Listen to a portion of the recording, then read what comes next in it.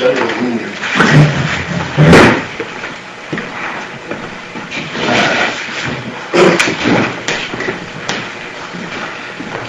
defines the approach to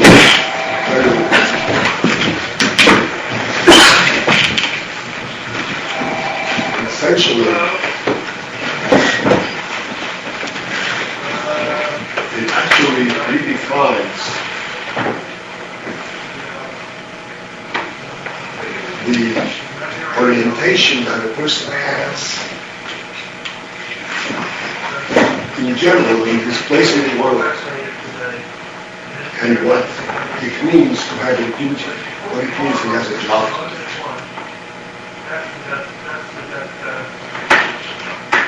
This is an essential concept, essential point to understand, particularly due to a worldview that permeates our minds and bring it along to anything that we do. What is the common view, the common attitude when we say you have a job to do, you have some duty? Or even a step earlier, when we tell a child, we tell a young man that in order for you to be a somebody, to be accomplished,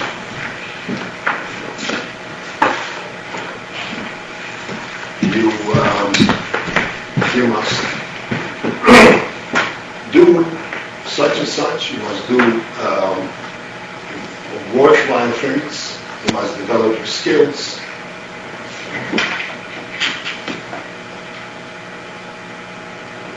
The central point in all of these directives is basically that the individual has to utilize his abilities, and he has to make something of himself. If he makes something of himself, then people around him will recognize his contribution, and he will be a somebody, he will be a recognized entity.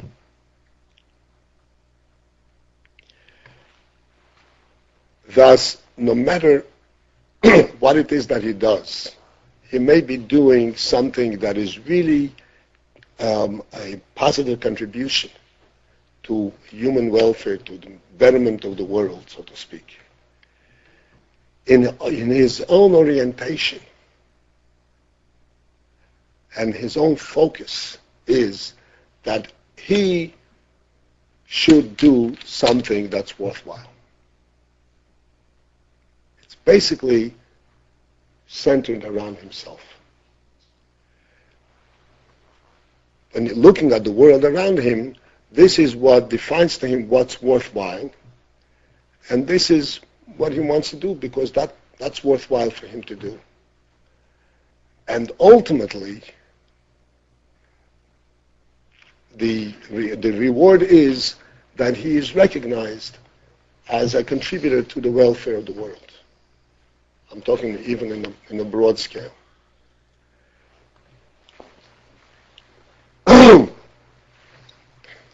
If we examine this mentality a little closer,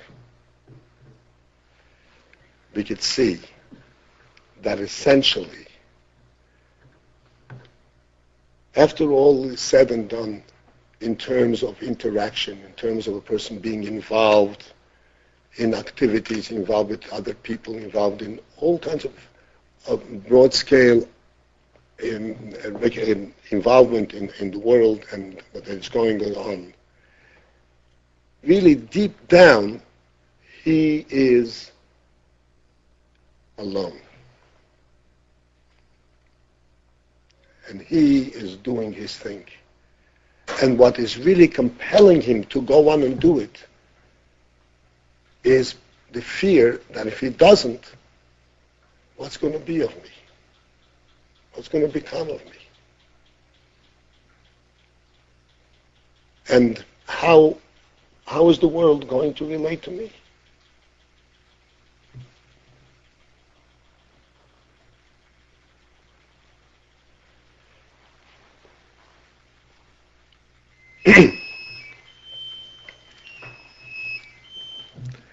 This is brought along even into Torah life if we do not reflect and see that here we have a totally different view. Even in Torah life,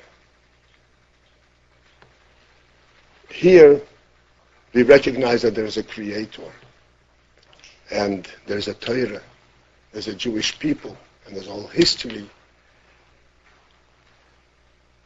The bottom line still remains that when one thinks of himself and what his job is I must do right so that Hashem will reward me or I shouldn't punish me.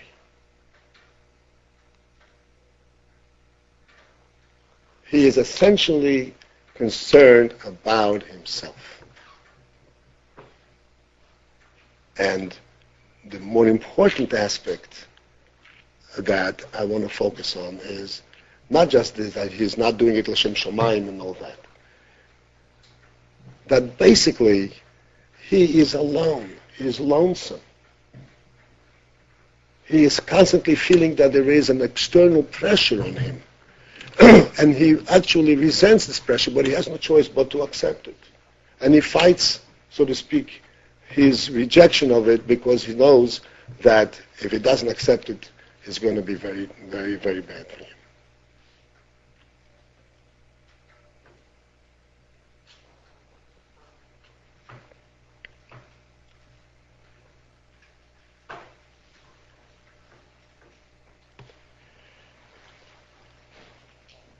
When he does a mitzvah, Hashem will reward it. What does this reward mean? That he personally will have what he needs.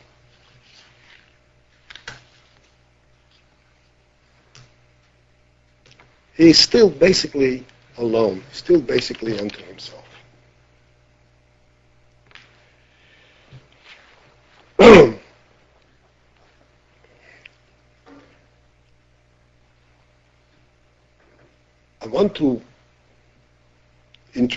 I want to describe to you a totally different view of the Torah life phenomenon.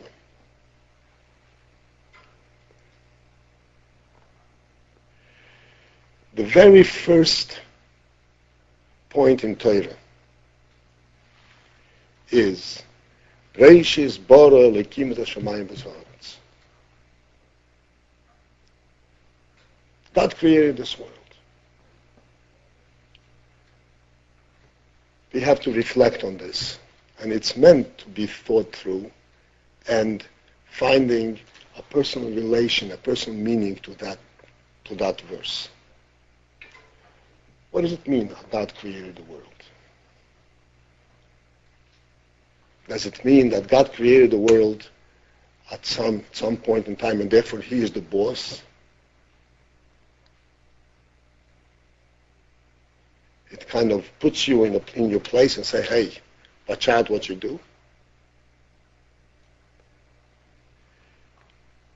God created the world, gives the world a different definition, a different meaning. So that when we look and we see a world,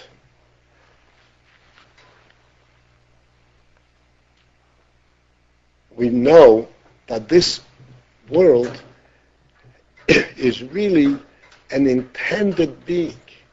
It's there because it has to be there, because God wants it to be there.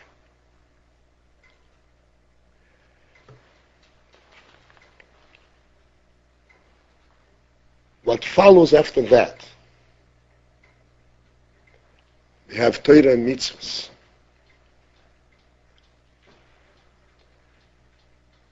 What is the place of Torah and mitzvahs in this orientation? What does Torah and mitzvahs do from that perspective? Besides everything else that I'm sure you learned. But this perspective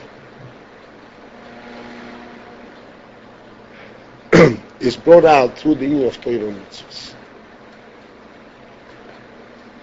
And let me explain with a little parallel.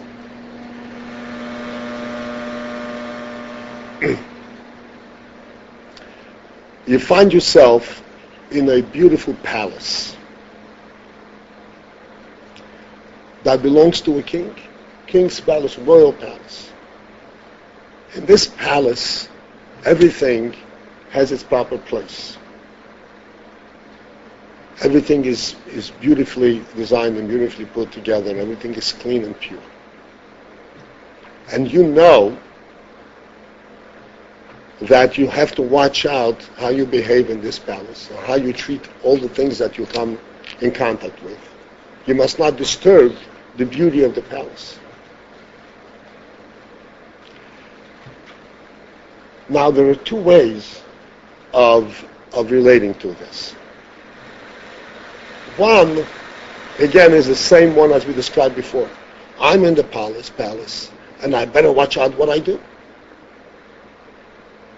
As far as I'm concerned, the fact that I am in the palace has no significance. The only significance is that I'm in a place that I'm watched, and I have to be careful what I do, otherwise something bad may happen. We approach it a totally different view, totally different way. We say, look,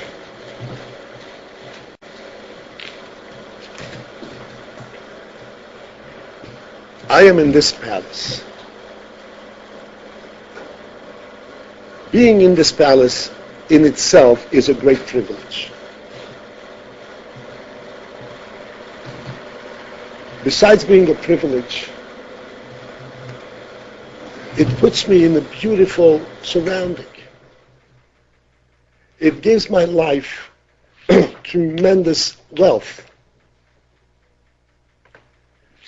So, under these circumstances, of course, naturally, I am going to respect and guard dearly everything that I come in contact with. By guarding these things, by valuing these things, I become a participant in this palace. This palace then becomes something that I can relate to, that is mine, that I also benefit, that I live in it. Even for those 5 minutes that I'm there. I have been privileged to visit and to have and to benefit from this experience. The care not to abuse this privilege and not to mistreat any object in this palace is not coming from my fear for myself. It is coming from my experience of being there. Everything in here is dear to me because it represents that beautiful experience that I'm having.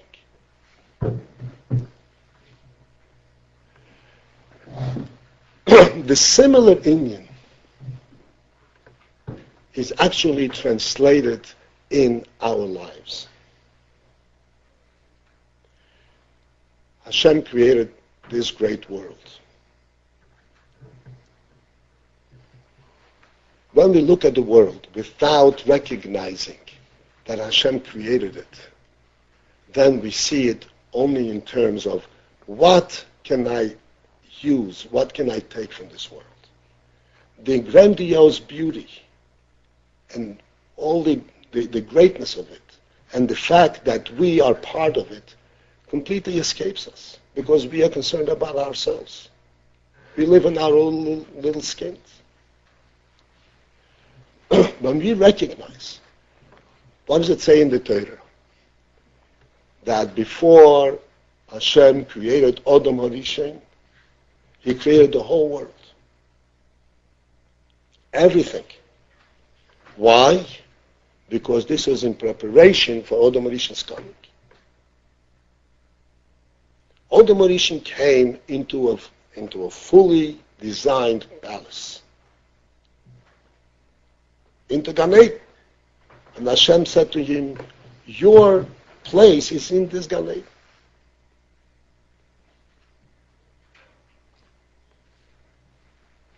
You have a job to do, la'avda u'l'shamra. But at the same time, as a matter of fact, the reason you have this job is because you are living in it. You are benefiting from its greatness and from its beauty.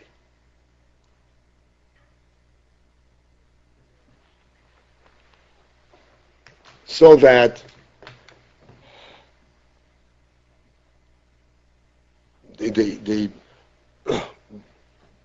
our behavior and our accepting of proper behavior, which means in normal human terms, and the most important is in Torah terms, what this translates into is not just I am doing the right thing. What this ultimately translates into is that I am a participant in the entire creation. And when I look at this beautiful world, I recognize that this world is really mine. I'm not a stranger over here who has to be careful what he does. It was made for me.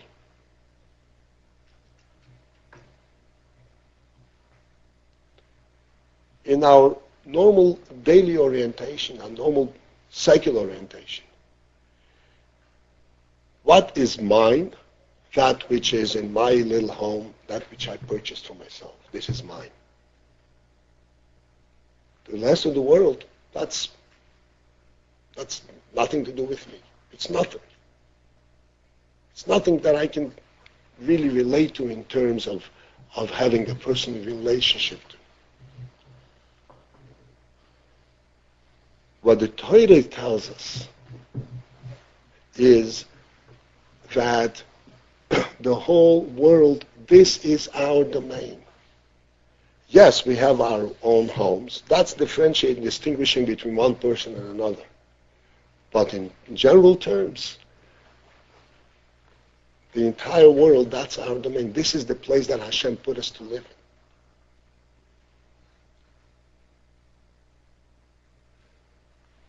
What does the Gemara say? Chayav Adam Loimar Bishvili Nivra Ha'el. That one individual, is obligated to say, the whole world was created for my sake. Bishvili Nivra Ha'el.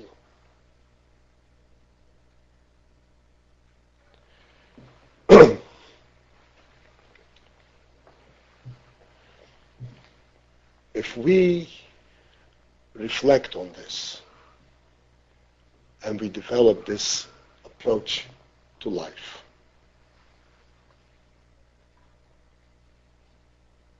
we then will recognize that in fact we are never alone. We are never lonesome. We are never devoid of any inspiration to do and to participate. Because what we are participating in is our world, that our palace, the palace that was made for us, not a strange place.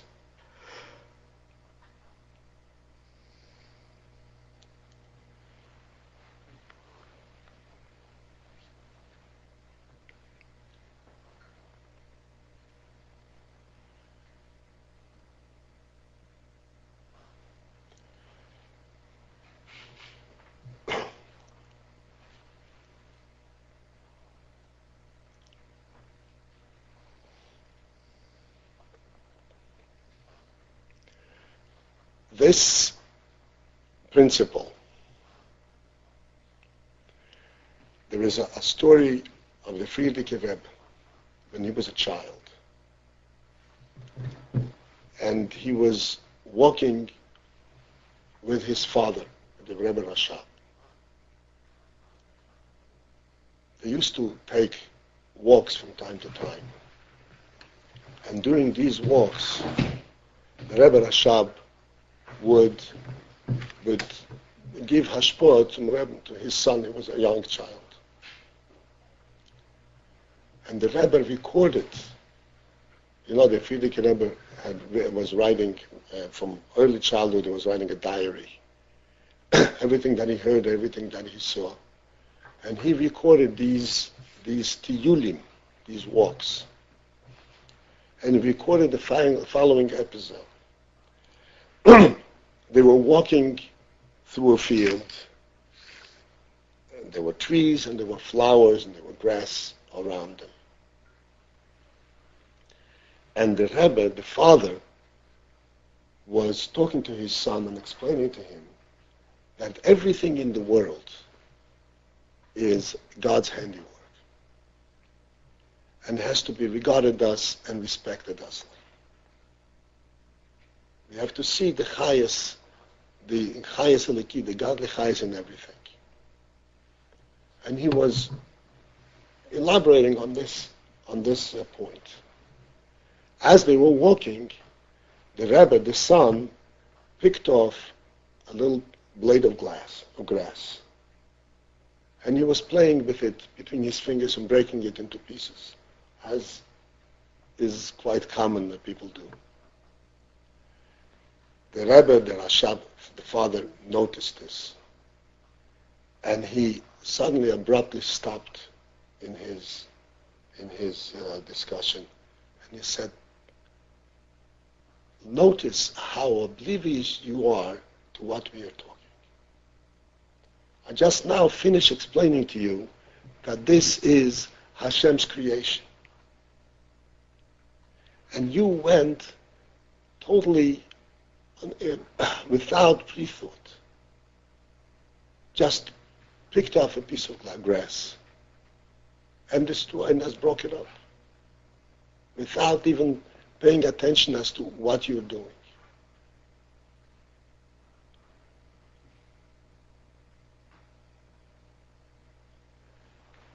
What is the piece of grass is obviously an insignificant thing. What is the message that the Rebbe was imparting to him? And what the Rebbe wrote that we should know about?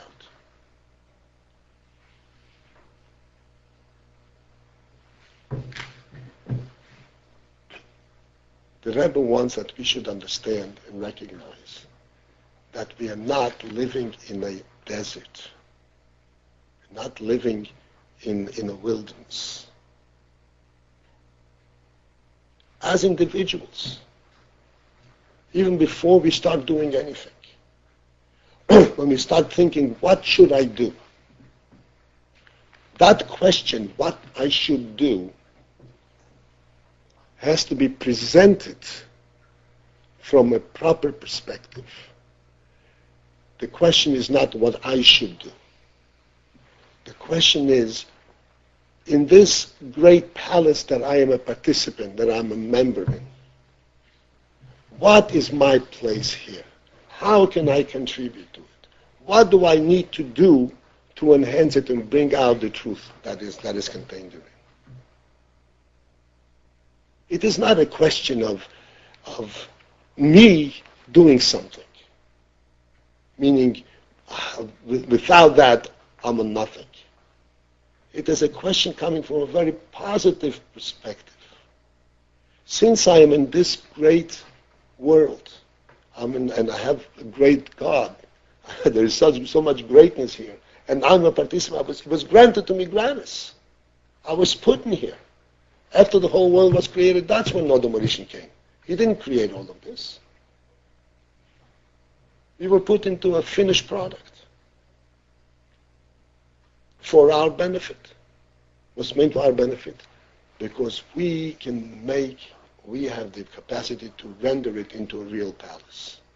Like it says, we say, Diro betachtoinim. But this Diro betachtoinim, as I said, this comes from a perspective that this is a great tachtoinim. This is God's world. So the whole question is not a question, what should I do? A question of out of misery, what am I going to do? It's a question out of recognition of beauty and chayas.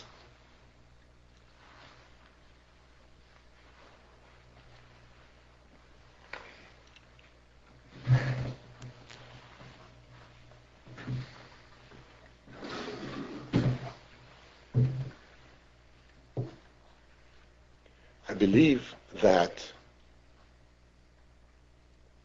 reflecting on this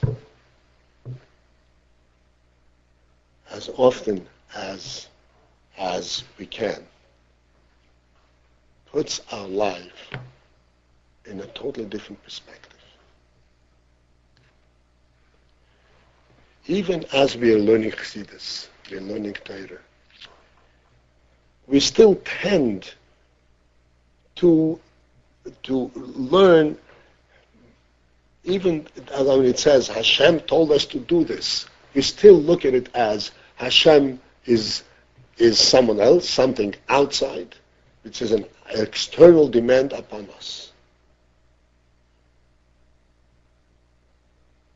We are still, in effect, as it says, the Pesach is coming up. It says that there is the 4 sons. There's Ben Rosha. What is the Ben Rosha? Ben Rosha is asking the identical question like the Ben Chocham.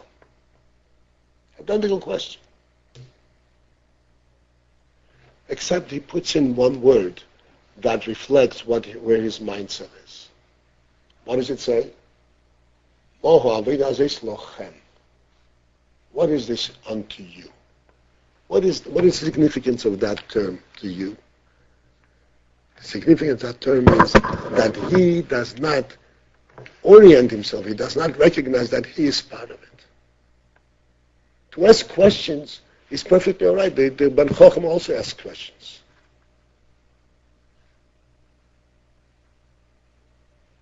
But he is putting himself outside. This thought of putting himself outside comes from an inner darkness, where he actually orients himself and thinks of himself as a separate mitzvah, not part of the great creation that Hashem made. And this is the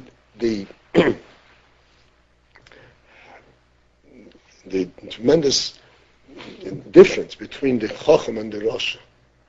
You can ask the same questions, but the Chocham comes to it from a positive perspective. He says, this is mine, and I'd like to know and understand it. And the Rosh says, this is yours. I don't know what you're doing. Practically speaking, no one here is inclined to the approach of the Rosh. That's not the point. But whatever approach we are inclined to, we nevertheless occasionally feel that the whole thing is a kind of a burden that is thrust upon us without our choice. How do I come to this? I have no choice. I have to do something because after all I'm alive. And here is a presentation that allows you to completely reverse that attitude and that view.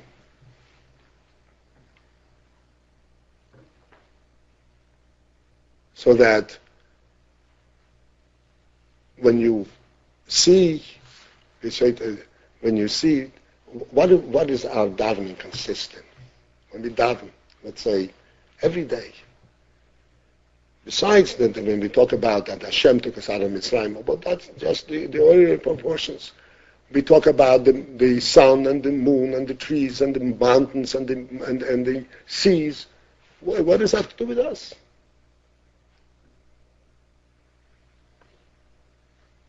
What is his bonus that Chassidus speaks about? His bonus in godless Haboira, in the greatness of the Creator, godless Hashem.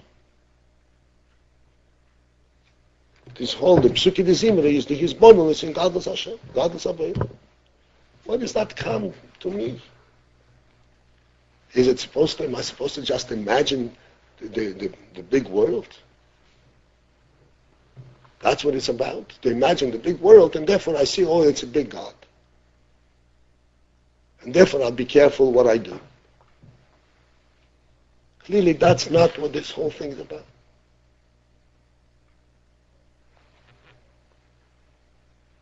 It's describing the world that you are a member of and a real true participant. That is yours. You own it. It was given to you. When we say Moitze Chama Mim Koima, the Rebbe takes the sun out and makes day and night. This is your thing. You're not a stranger there.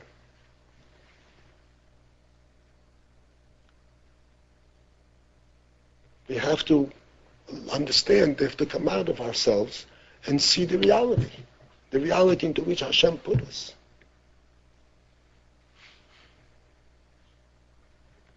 Do we prefer living in the dark, in our little corner, as long as we have our food and our drink and our shelter?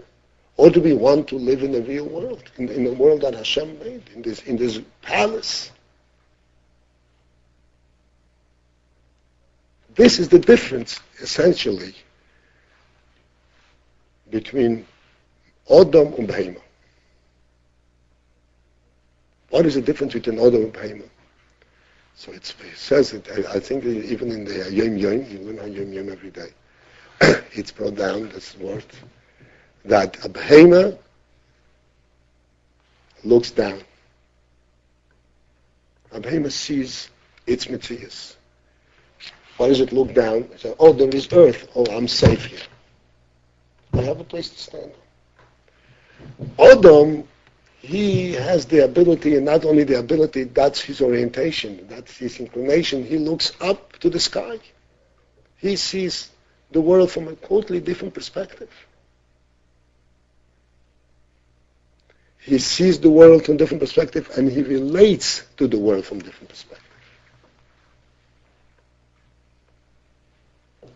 He wants to be a participant in this great world. I don't mean world per se, world because it's God's, Hashem's world, because it's a significant world. And the world, the physical world, is what gives us the orientation and gives us the sense that Hashem put us in a place that is a keli, that ultimately can be a proper place, a proper dira for Elokus. It's not a dark place. It's a bright and beautiful place. It's physically a bright and beautiful place, and it is spiritually also a bright and beautiful place.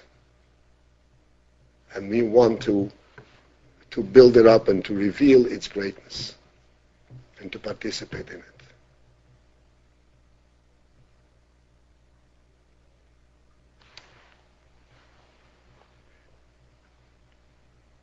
This is the antidote. This is like the response, the answer. This is what differentiates us and our view of things from a view that is outside of Torah.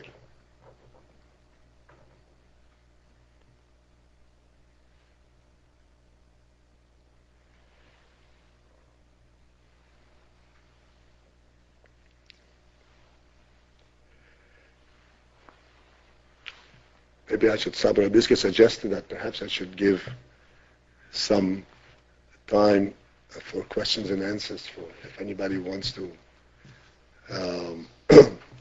any any kind of clarification to this that we discussed.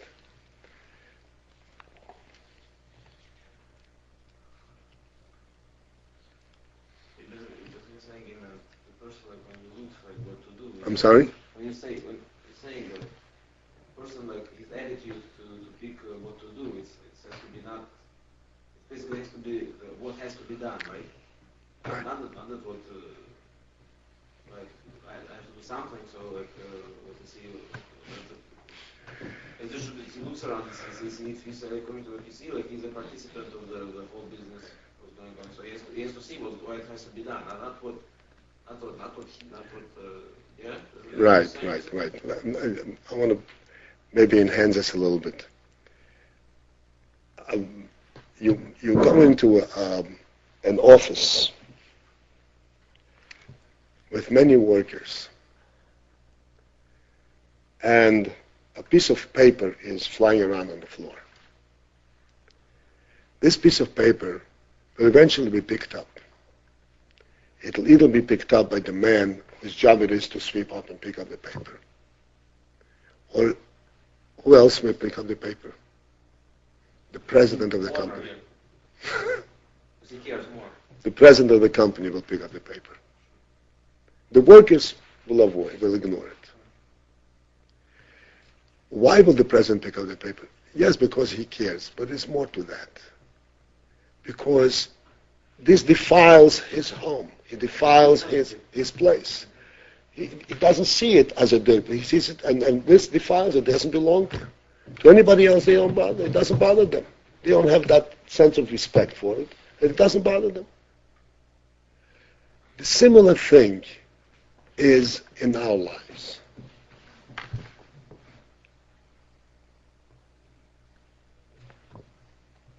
To us, the Mebushin's world is very dear. And goodness and kindness, as the Rebbe expresses it, is very dear to us. Torah Mitzvahs is very dear to us because it's a dear place.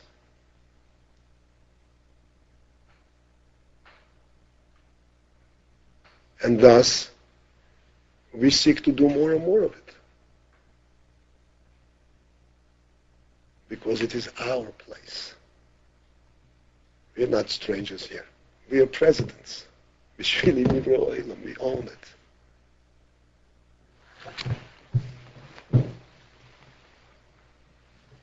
This distinguishes Eden from the whole view of the world that Eden have versus that which is outside, which is non-Jews. The Rebbe speaks about the fact that Yosef HaTzadik, who was actually in jail, and he was sold into slavery, and then within slavery itself, he was then jailed. So he was the lowest level that one can be. He was a jailed slave, not a jailed minister like the Haramashki Masaro. He was a jailed slave. And then he was appointed, because of his abilities and bracha, he was appointed to be serving these ministers. And he comes to them and he sees that they are unhappy about something. So immediately he takes it upon himself and says, "What's wrong? What's your problem? Maybe I can help." Now, imagine yourselves in that position. You know, I'm a little slave. My job is to deliver coffee in the morning to these great ministers of Farai.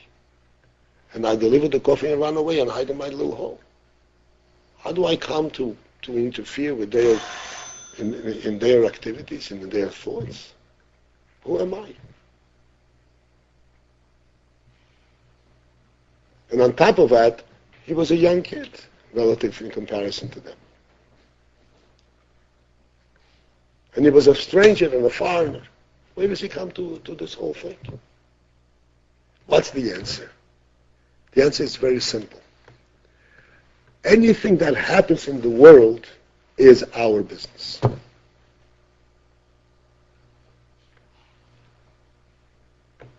Period. It's our business. Because we're not strangers in this world.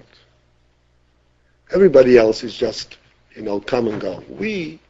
To us, this is our world. Anything that happens over here has to do with us. And therefore, if I see something that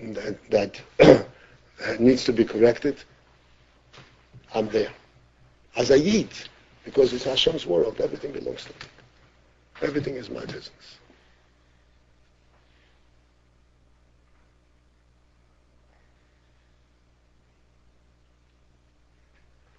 The Rebbe, we've all seen throughout the years, nothing was outside of the Rebbe's realm of relating to it. Somebody brought him a painting, a picture, a gift, whatever they imagined. Everything. Everything. He had something. He can relate to everything. He related to everyone. They say that they observed one time the Rebbe was coming out of his house, and a neighbor, a Schwarzer neighbor, a lady was coming in with her peklach. So the Rebbe ran to open the door for her, to hold the door open for her. Out of his house, right. So, if you just reflect on this, and I mean that it's the Rebbe doing this. In other words, it wasn't just for show. He wants to be a nice neighbor. The Rebbe has plenty of other things to do. It's his thing.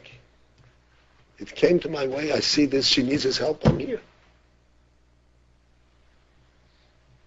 Because it's our thing.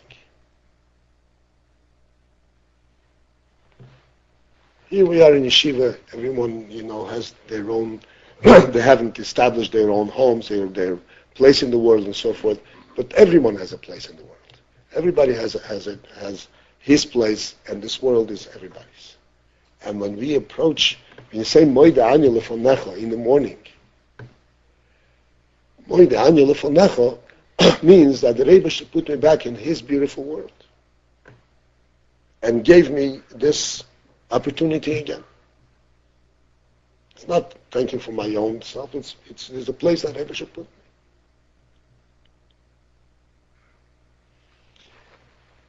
This,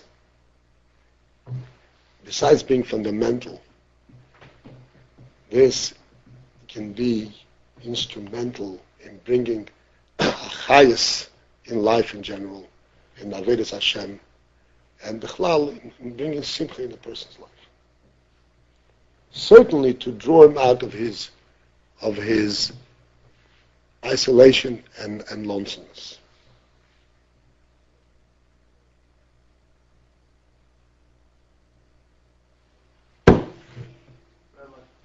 Yeah. Saying everybody has a place in this world. I know everything's hashgacha process,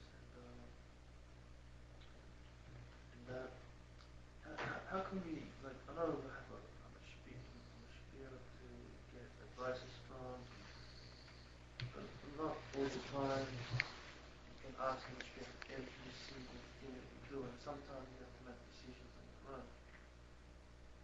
And how do you know a lot of the time you're making the right decision?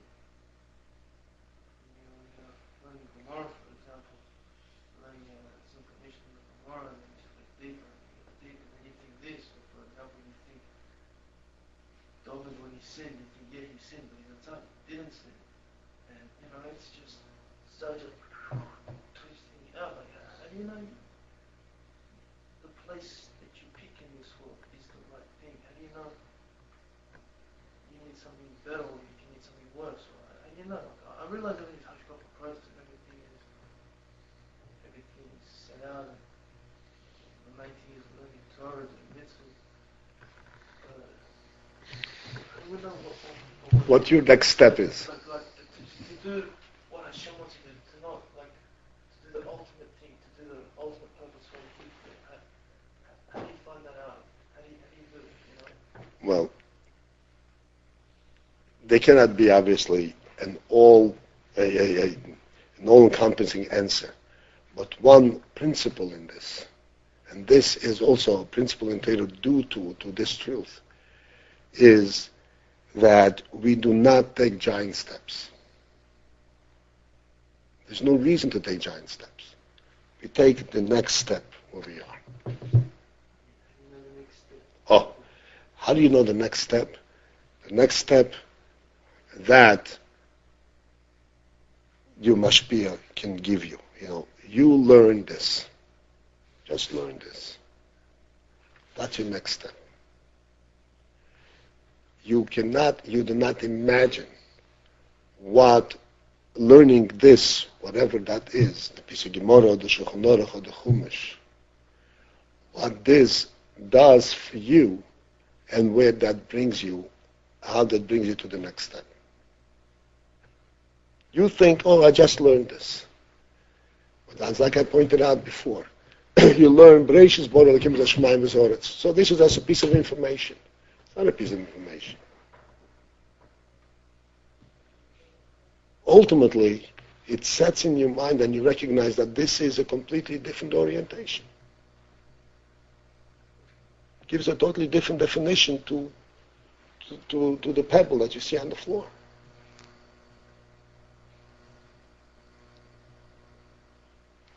This was that you learn the next step.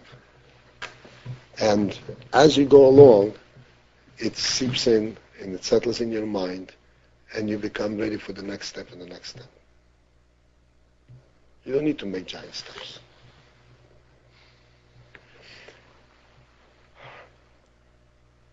I'm going to tell you an experience that I had.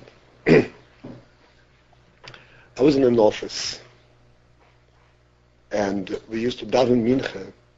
It was a business office, but it was from a proprietors. We daven mincha in one of the offices, and in that office was a plant. This man bought a plant, and we're coming down to mincha. I see him playing around with the leaves as they're popping out, as they're opening up. After a week or something, I take a look, and I see one of the leaves is contorted, and it just didn't develop properly. And another leaf right next to it, which seemed, as I recalled, it's coming out later than the first one, is opening up beautifully, and it's a beautiful, wide, and healthy leaf. So I asked him, what happened over here? Why is this leaf look like a sick leaf? So he says, I made a mistake, he says. As the leaf was opening up, you know how the leaf comes out. The leaf comes out, it's like, it's first like a stick, and it's folded inside itself, and then it kind of opens up like this. So I wanted to help her along, so I unfolded the folds. So he helped the leaf to unfold itself, and it never really took off. And a few days later, this leaf fell off. It never developed into a real healthy leaf. You have to let things seep in and grow normally, step by step. You can't push the growth where you want to go. And that is the real growth. And you find after a period of time that you really have grown into a healthy leaf, into a healthy flower.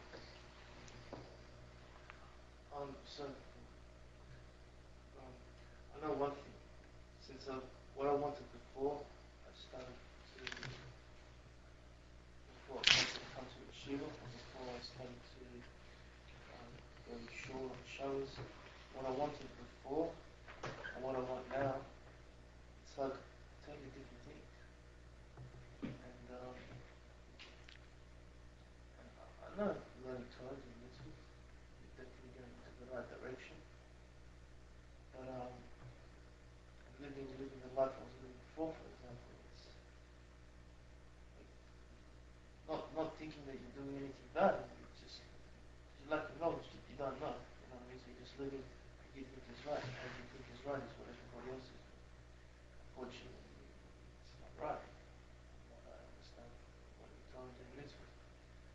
And I could never imagine myself before sitting down, learning Torah, having a 14-hour day, you know what I mean? It's just, it's out of like, I don't understand it, my parents don't understand it, nobody understands it, and how it just all happens, it just goes through, and before how you want to do one thing, and all of a sudden, you're just in a totally different path, that you don't know about, because you need to Because you didn't know who you are. You didn't know what potential you have, what neshama you have.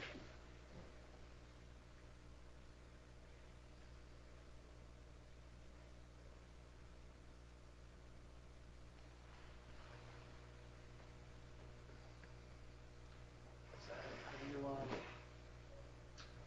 like how do you know your place? How do you know if you should just continue learning for the next 10 years, or if you should get into business, or if you should, like before, I never wanted to get married. I never wanted to have children. And now, because, Well, this is very individualized, and for sure, that type of thing you can talk to your mashpia. There's one thing, along with this, there is always a mashpia that you should ask her. There's always a rov, a mashpia, somebody. You're not in isolation. You don't have to make decisions on your own in terms of what is the Rebbe or what is the Torah wants you to do. You have your nature and so forth, but in all cases, you are a participant in Hashem's world, in Hashem's Torah mitzvahs, and Hashem provides the teachers that you need to give you guidance. There's no question about it. This is a posik in the Torah. In a different context, the Torah says that Hashem guarantees that Eden will have the leaders that they need throughout the ages. And they have to relate to them.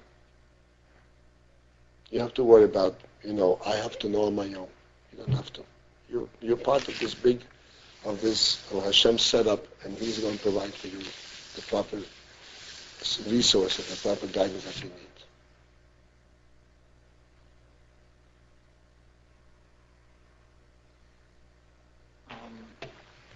How does you're saying like every person is a participant. He's not sitting on the sidelines, like in the world. He's a part of the world.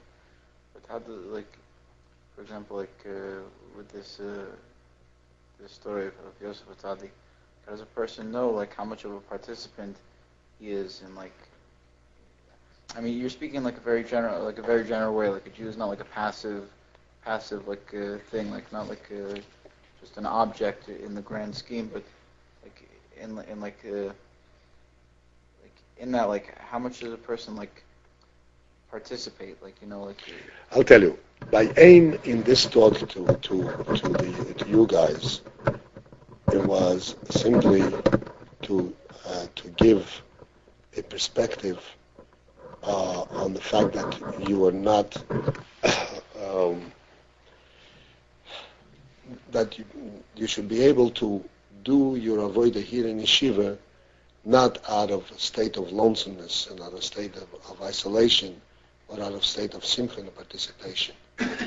In terms of guidance, for the rest of your life, this is not the forum for it. No, what I mean is, let me think what I stated.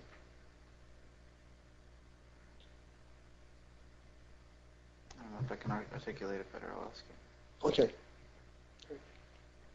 I'll be around in a minute. Okay, be well. Hatzlacha. So this status.